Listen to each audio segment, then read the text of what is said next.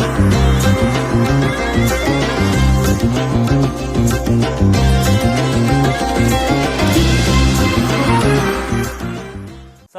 warahmatullahi wabarakatuh. Sahabat yang dimuliakan oleh Allah Subhanahu wa taala, saat ini saat yang tepat untuk kita mengevaluasi diri. Sebagaimana yang dilakukan oleh Rasulullah SAW, beliau senantiasa mengevaluasi dirinya. Maka sesungguhnya di bulan Ramadan kali ini, mari kita sama-sama mengevaluasi, kita kembalikan diri ini kepada Allah Subhanahu wa taala. Kita menginginkan kesuksesan di dunia ini.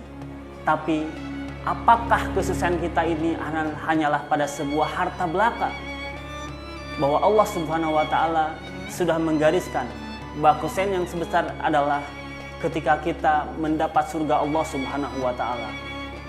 Nah, bagaimana cara mendapatkan surga itu?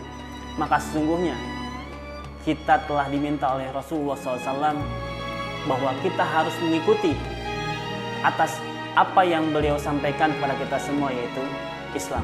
Allah Subhanahu wa taala menggariskan laqad kana fi Rasulillahi uswatun hasanah. Laqad kana lakum fi Rasulillahi uswatun hasanah. Bahwa sungguhnya telah ada pada diri Rasulullah SAW sebagai suri teladan yang baik.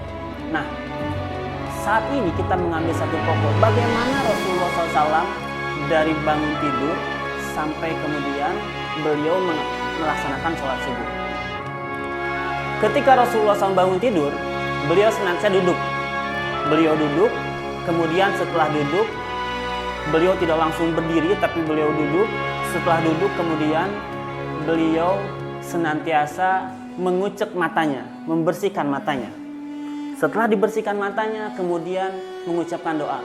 Alhamdulillahillazi ahyana ba'dama amatana wa ilaihin nusyur. Arti nusyur dalam bahasa Arab adalah akan ada sebuah pertemuan untuk kembali. Rasulullah telah meniatkan sejak bangun pagi bahwa akan melaksanakan amal yang terbaik sehingga menyiapkan dia untuk kembali. Setelah itu, Rasulullah SAW membaca 10 ayat dari surat Al-Imran. Setelah itu, beliau kemudian pergi ke kamar mandi, kemudian beliau membasuh kedua tangan. Setelah itu beliau bersiwak. Setelah bersiwak, kemudian beliau berwudu. Dan setelah itu kemudian beliau sholat tahajud.